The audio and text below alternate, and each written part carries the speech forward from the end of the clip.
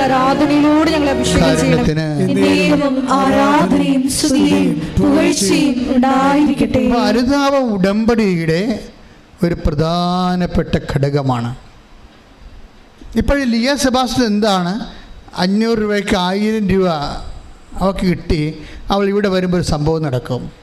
അവൾ ഇടുക്കിയിൽ നിന്ന് ഇവിടെ വരുമ്പോൾ കൂട്ടുകാരത്തിയുമായിട്ട് ഇവിടെ വരുമ്പോൾ അവൾ ഉടമ്പടി എടുക്കാൻ ഉദ്ദേശിച്ചില്ലായിരുന്നു. ഉടമ്പടി എന്താണെന്ന് അറിയത്തില്ല, പഠിച്ചു വരുന്നതേ ഉള്ളൂ. എങ്കിലും അവൾ വിചാരിച്ചത് മാതാവ് എന്നെ വിളിക്കുന്നുണ്ടെന്നാണ് വിചാരിച്ചത്. മാതാവിനെ വിളിക്കുന്നുണ്ട്. അതാണല്ലോ എനിക്ക് പെട്ടെന്ന് ഉണർവുണ്ടായത്. ഒരു വചനം കേട്ടപ്പോൾ എനിക്ക് പെട്ടെന്ന് ഉണർവുണ്ടായില്ലേ. അപ്പോൾ അന്ന് മുതൽ എനിക്ക് ഫീൽ ചെയ്യാൻ തുടങ്ങി. അപ്പോൾ എനിക്ക് തീർത്ഥാടന ഉടമ്പടിക്ക് മുമ്പ് അവർ ലൈറ്റേക്കാൻ്റെ പെർ റിക്വസ്റ്റ് ചെയ്യാൻ പറ്റും ചെയ്യും. പക്ഷേ ഇവിടെ വന്നപ്പോൾ ഉടമ്പടി എടുക്കാൻ ഉദ്ദേശമില്ല. ആളിനെ ഉടമ്പടി എടുക്കാൻ ഉദ്ദേശമില്ലെങ്കിലും മാതാവിന് അവൾ ഉടമ്പടി എടുക്കാൻ ആഗ്രഹമുണ്ട്. കാര്യം വലിയ പദ്ധതി അവളെക്കുറിച്ച് മാതാവ് എൻ്റെ പുസ്തകത്തിൽ എഴുതി വെച്ചിട്ടുണ്ട്. പാവത്തിനത് അറിയത്തില്ലെന്നേ ഉള്ളൂ. ഞാൻ കെട്ട്, എന്നെ നോക്കാൻ ആരുമില്ല, തിരക്കാൻ ആരുമില്ല, ജീവിച്ചപ്പോഴേ മാതാപിതാക്കന്മാരില്ല, ഇപ്പോൾ ഉള്ളവരും ഇല്ലാത്ത കണക്കാണ് എന്നും പറഞ്ഞ് ഡിപ്രസ്ഡ് ഇരിക്കുന്ന ആളാണ്. പക്ഷെ അങ്ങനെ അവൾക്ക് പറഞ്ഞ് ഇവിടെ വന്നൊരു ഉടമ്പടി എടുക്കാൻ, അത് പൂർത്തിയാക്കാൻ പറ്റുമോ, വീണ്ടും വരേണ്ടി വരത്തില്ലേ, അതിന് കാശ് കിട്ടുമോ, പുതുക്കാൻ വേണ്ടി കാശ് കിട്ടുമോ, അങ്ങനെ പല പ്രശ്നങ്ങളാണ് അവർക്ക്. അതുകൊണ്ട് ഉടമ്പടി എടുക്കാനൊക്കെ ഉദ്ദേശമില്ല. പക്ഷെ ഇവിടെ വന്നപ്പോൾ വല്ലാത്തൊരു മൂക്കിലേക്ക് കുത്തിക്കയറുന്ന രീതിയിൽ സുഗന്ധാഭിഷേകം കിട്ടി. അപ്പോഴിവിടെ നിന്നവരെല്ലാം കൂട്ടുകാരത്തെ അടുത്ത് നിൽപ്പുണ്ട്. എടി നിനക്ക് മുല്ലപ്പൂവിൻ്റെ മണം വരുന്നുണ്ട്. ഇവിടെ ഒന്നുമില്ല എന്ന് പറയും. പിന്നെ അവിടെ ചുറ്റും നടന്നൊക്കെ ചോദിക്കും. അവിടെ എങ്ങും ആർക്കും മുല്ലപ്പൂവിന് സ്മെല്ലില്ല. അവർക്ക് അപ്പോഴും ഇങ്ങനെ മുക്കിലേട്ട് ഇങ്ങനെ കുത്തിക്കയറുന്ന പോലെ മുല്ലപ്പൂവിന് സ്മെല്ലാണ്. അവൾ ഓടി ലാസ്റ്റ് ഭാഗത്ത് വരുമ്പോഴേ അവൾ ഓഫീസിൽ ചോദിച്ചു, മൂന്നാമത്തെ ഉടമ്പടിയുടെ സമയം കഴിഞ്ഞാൽ ഇല്ല, ചീട്ട് കൊടുത്തുകൊണ്ടിരിക്കുകയാണെന്ന് പറയും. ഒരു ചീട്ട് തരാൻ പറയും. മൂന്നാമത്തെ ഉടമ്പടിക്ക് ഇവിടെ ഓടിക്കയറും. അവൾ ഉടമ്പടി ചെയ്ത് ഇവിടുന്ന് പോകുമ്പോൾ 6 മണിയായി. വീട്ടിലെത്തിയപ്പോൾ അവിടെ എത്തിയപ്പോൾ 9:30 മണി. അപ്പോൾ അമ്മ വിഷമിക്കണം. അമ്മായിയമ്മ എന്ന് വെച്ചാൽ 10 മണിക്ക് ഭർത്താവ് ജോലിയും കഴിഞ്ഞ് രാത്രി വരും. ഇവളെങ്ങാനും വീട്ടിലെന്ന് വെച്ചാൽ പിന്നെ അത് മതി. അപ്പോൾ ഇവൾ മുഴുവൻ പക്ഷേ ഇങ്ങനെ ഭർത്താവ് 10 മണിക്ക് വരണ മുമ്പ് വീട്ടിൽ കയറണമെന്ന് പറഞ്ഞ് പരവശം പിടിച്ച് ചെല്ലുമ്പോഴുണ്ട് അവളുടെ വീട്ടിൽ നിന്ന് അവൾ ഈ റോഡ് ബസ് ഇറങ്ങുന്ന സ്ഥലത്തുനിന്ന് പിന്നെ വീട്ടിലോട്ട് കുറേ നടന്നു പോകണം. അവിടെ ഓട്ടോറിക്ഷയൊക്കെ പോകും. പക്ഷേ റോഡ് പണി നടന്നുകൊണ്ടിരിക്കണ വണ്ടി പോകണില്ല. അപ്പോൾ അവിടെ നിന്ന് ഇരുട്ടത്ത് നടന്നു പോകണം. അപ്പോൾ എന്തുമാത്രം ഇൻവെസ്റ്റ്മെൻറ്റ് ചെയ്യേണ്ടെന്ന് നോക്കിയേ.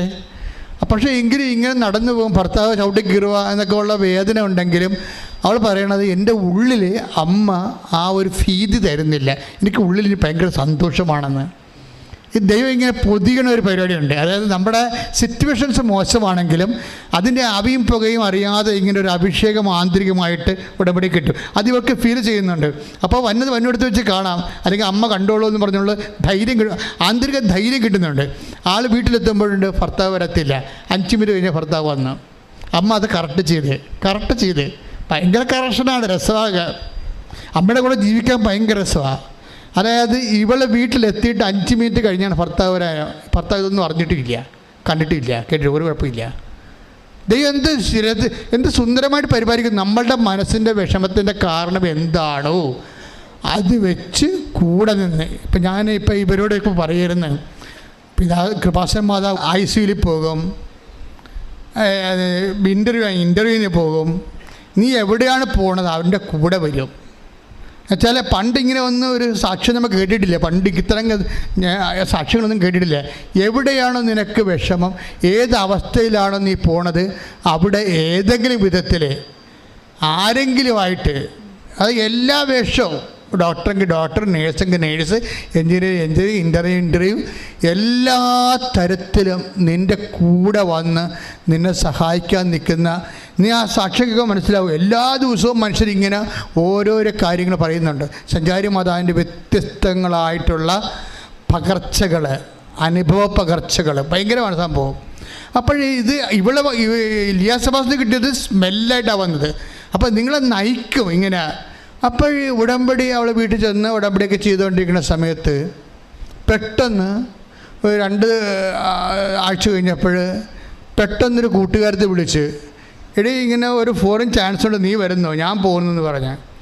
അപ്പോൾ ഇവള് പറഞ്ഞ് എനിക്ക് ബയോഡേറ്റയും ഇല്ല, നിൻ്റെ ബയോഡേറ്റ എടുക്കാൻ പറഞ്ഞു, നിൻ്റെ പാസ്പോർട്ട് എടുക്കാൻ പറഞ്ഞു. അപ്പം ഞാൻ അങ്ങനെ ചിന്തിച്ചിട്ടില്ല, രാജ്യം വിട്ട് പോണ കാര്യം ചിന്തിച്ചിട്ടില്ലെന്ന് പറഞ്ഞത്. അതുകൊണ്ട് എനിക്ക് ബയോഡേറ്റയും ഇല്ല, പാസ്പോർട്ടും ഇല്ല. ഒന്ന് നോക്കിയേ, ബയോഡേറ്റയും ഇല്ല, പാസ്പോർട്ടും ഇല്ല. എന്താ +2 മറ്റേ പഠിച്ചിരിക്കണം തോന്നാണ്. ആളിൻ്റെ ജീവിതം ഇപ്പോൾ ഒരു കുടുംബിനായിട്ട് ജീവിക്കുക, ഇവർക്ക് വേറെ സ്വപ്നങ്ങളൊന്നുമില്ല, കൂമ്പടഞ്ഞിരിക്കുന്ന ജീവിതമാണ്. ഇവിടെ നിന്ന് മാതാവ് ഈ കൂമ്പ് കൊടുത്ത് നനച്ച് കിളിർപ്പിച്ചുകൊണ്ട് തന്നെ കാണണം. എന്ത് രസമാണ് കേൾക്കാൻ. അപ്പോൾ ഇവള് ഒരു ഏജൻസി വിളിക്കും. ഏജൻസി വിളിക്കുമ്പോൾ അതിനെ ഏജൻസിയിട്ട് പോകും, ഇവളെ ബയോഡേറ്റ കൊടുക്കും. അപ്പോൾ അതിന് 50,000 രൂപ വേണം. അപ്പോൾ കൂട്ടുകാരത്തേക്ക് 50,000 രൂപ സെറ്റാക്കി. അവൾക്ക് കൊടുക്കാൻ വേണ്ടി പൈസ കിട്ടിയില്ല. പക്ഷേ ഇവൾക്ക് വേറെ സ്ഥലത്തുനിന്ന് പൈസ കിട്ടി. പിന്നെ ഒരു 1,00,000 രൂപ വേണം, അതിനും കിട്ടി. അപ്പോഴേ ഇങ്ങനെ ഒരു ഉടമ്പടി അതിൻ്റെ 90 ദിവസം കഴിയുമ്പോൾ തന്നെ ഇവൾ വേറെ ഒരു രാജ്യത്തേക്ക് ആളെ കയറ്റി വിടുകയാണ്. അമ്മ ശ്രുതികട്ടെ, ഹല്ലേലൂയ.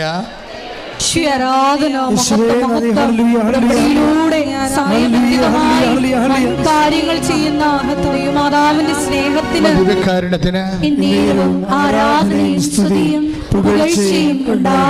ഇതിന് ഇവൾക്ക് ഹെൽപ്പ് ചെയ്തിരിക്കുന്ന ഒരു വചനം, നിങ്ങളെ 0- അമ്മ നിങ്ങളുടെ ജീവിതം ഏറ്റെടുത്താൽ നിങ്ങളെ ഉയർത്തിക്കൊണ്ടുവരും. അങ്ങനൊരു വചനമുണ്ട്. ദൈവവചനമല്ല, അച്ഛൻ പറഞ്ഞതാണ്. എനിക്കിങ്ങനെ അമ്മ തോന്നിപ്പിക്കുന്നതാണല്ല, മനുഷ്യൻ്റെ ജീവിതത്തിലെ അമ്മ തോന്നിപ്പിക്കുന്ന ദൈവ വചനങ്ങളോട് സാരൂപ്യമുള്ള ദൈവവചനങ്ങളുടെ ജീവനും അതുപോലെ തന്നെ അതിൻ്റെ ഓജസ്സും അതിൻ്റെ ന്യൂക്ലിയസൊക്കെ വെച്ചിട്ട് ഞാൻ ഇന്നത്തെ ജീവിതവുമായിട്ട് ബന്ധപ്പെടുത്തി മാംസധാരണമാണ് നമ്മളിത് ചെയ്യണത്. അപ്പോൾ അമ്മ എന്താ പറഞ്ഞത്, നിങ്ങൾ 0- ആണെങ്കിലും അപ്പോൾ അവൾ 0- അവളുടെ ലൈഫ് മൊത്തം നോക്കുമ്പോൾ 0 അല്ല, 0- ഈ 0- നിന്ന് ഒരാളെ ഉയർത്തിക്കൊണ്ടുവന്നിട്ട് അവൾക്ക് അവളുടെ സ്വപ്നങ്ങൾക്ക് ചിറക് കൊടുത്തിട്ട് അവളെ ഇങ്ങനെ സ്വതന്ത്രമായിട്ട് അവളുടെ ജീവിത ലക്ഷ്യങ്ങളിലേക്ക് മാതാവ് പറത്തിക്കൊണ്ട് പോണ കാഴ്ച, ഇത് ഇപ്പോഴ് 100 മനുഷ്യരുടെ അനുഭവങ്ങളാണ്. ഞാനെന്താ ഇങ്ങനെ നിങ്ങളോട് സംസാരിക്കുന്നത് വെച്ച് കഴിഞ്ഞാൽ, ഒന്നും തീർന്നു പോയിട്ടില്ല, ഒന്നും തകർന്നു പോയിട്ടില്ല. അമ്മ ജീവിച്ചിരിക്കുന്നിടത്തോളം കാലം, അമ്മയുടെ മധ്യസ്ഥത്തിന് യേശു ചെവി കൊടുക്കുന്നിടത്തോളം കാലം എനിക്കും നിങ്ങൾക്കും ജീവിതമുണ്ട്. കൈയടിച്ച് സ്തുതിക്കട്ടെ.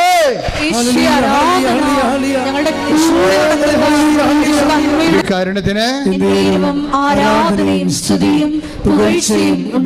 പരിശുദ്ധ പരമ ദിവ്യ കാരുണ്യത്തിന് എപ്പോഴും നമ്മൾ ശ്രദ്ധിക്കേണ്ട വിഷയം ഒന്നുമില്ല. അതായത് ഇപ്പം ലിയ സെബാസ്റ്റ്യൻ ലൈഫിൽ എന്താ സംഭവിച്ചത്? ദൈവം നമ്മളുടെ തകർച്ചയുടെ കാലത്തേക്ക് ഉപയോഗിക്കാൻ വേണ്ടി ചാരത്തി പൊതിഞ്ഞ് ഒരു തീക്കനൽ, വിശ്വാസ തീക്കനൽ സൂക്ഷിച്ചു വെച്ചിട്ടുണ്ട്.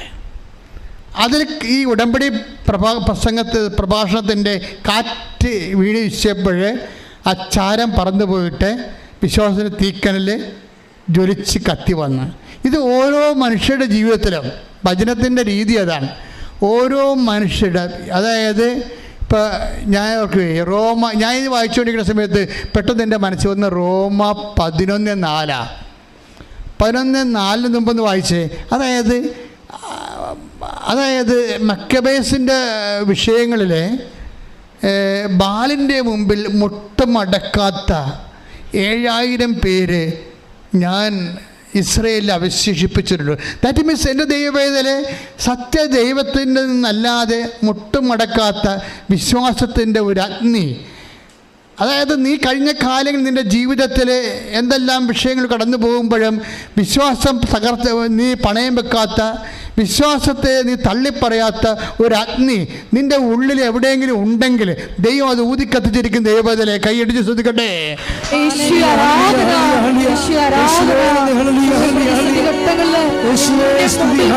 11:4 വായിച്ചോളൂ.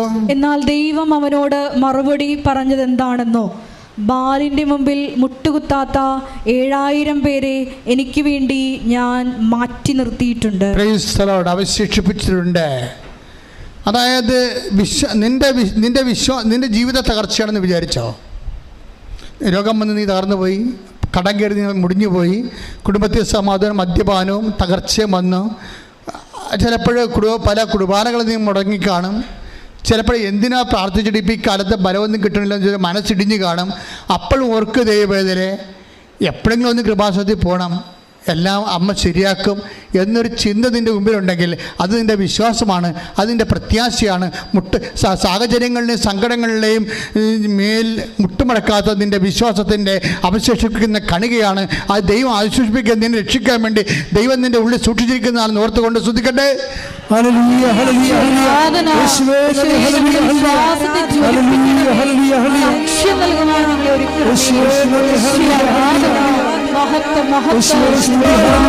തകർച്ചയുടെ കാലത്ത് രക്ഷപ്പെടാനുള്ള മാർഗം എന്താ ബൈബിൾ പറയണത്? നിന്നിൽ അവശേഷിപ്പിച്ചിരിക്കണത് എന്താണെന്ന് നോക്കണം. ദൈവം ബാലിൻ്റെ മുമ്പിൽ മുട്ടുമടക്കാത്ത 7000 പേരെ ഞാൻ ഇസ്രയേലിൽ അവശേഷിപ്പിച്ചിട്ടുണ്ട്. അവരുടെ ആയിരിക്കും ഇസ്രയേലിൻ്റെ വീണ്ടെടുപ്പ് നടക്കാൻ പോണത്. ദൈവമേ, എൻ്റെയും നിൻ്റെയും തകർച്ചയിൽ നിന്ന് ദൈവം നിന്നെ വീണ്ടെടുക്കണത് നീ വിശ്വാസത്തിൻ്റെ പേരിൽ. ചിലപ്പോൾ ദൈവസ്നേഹമായിരിക്കും അവശേഷിപ്പിച്ചിരിക്കണത്. നിനക്ക് തകർച്ചയുണ്ട്, രോഗമുണ്ടെങ്കിൽ ഇപ്പോഴും നിനക്ക് വിശ്വാസം അവശേഷിച്ചിട്ടുണ്ടല്ലേ? നിനക്ക് തകർച്ചയുണ്ട്, രോഗമുണ്ട്, വീട്ടിൽ കുടുംബത്തിൽ സമാധാനം ഇല്ലെങ്കിലും നിൻ്റെ പള്ളിയിലെ പോക്ക്, കുർബാനക്കട നീ മുടക്കിയിട്ടില്ല, ദൈവം എന്നുള്ള വിളി നീ മുടക്കിയിട്ടില്ല, അത് അവശേഷിപ്പിച്ചിരിക്കണതാ. നിനക്ക് കടമുണ്ട്, അതുപോലെ തന്നെ രോഗങ്ങളുണ്ടെങ്കിലും നിന്റെ ദാനധർമ്മം നീ മുടക്കിയിട്ടില്ല. അതായത് നിനക്ക് തകർച്ചയുണ്ട്, നിനക്ക് കടമാണ്, കടത്തുമേ കടമാണ്, എങ്കിലും ആരെങ്കിലും എന്തെന്ന് ചോദിച്ചാൽ നീ നിൻ്റെ കയ്യിലുള്ളത് കൊടുക്കും, നീ അവശേഷിപ്പില്ല. അതാണ് സ്മിർനായിലെ സഭയ്ക്ക് പറയണത്. അതായത് നീ നിന്നിൽ അവശേഷിപ്പിച്ചിരിക്കുന്നതിന് വെളിപാട് 3:2 എടുത്ത് ശ്രുതികട. വെളിപാട് 3:2. ഉണരുക പറഞ്ഞേ. നിന്നിൽ ആസന്ന മരണമായി അവശേഷിക്കുന്നതിനെ ഉത്തേജിപ്പിക്കുക.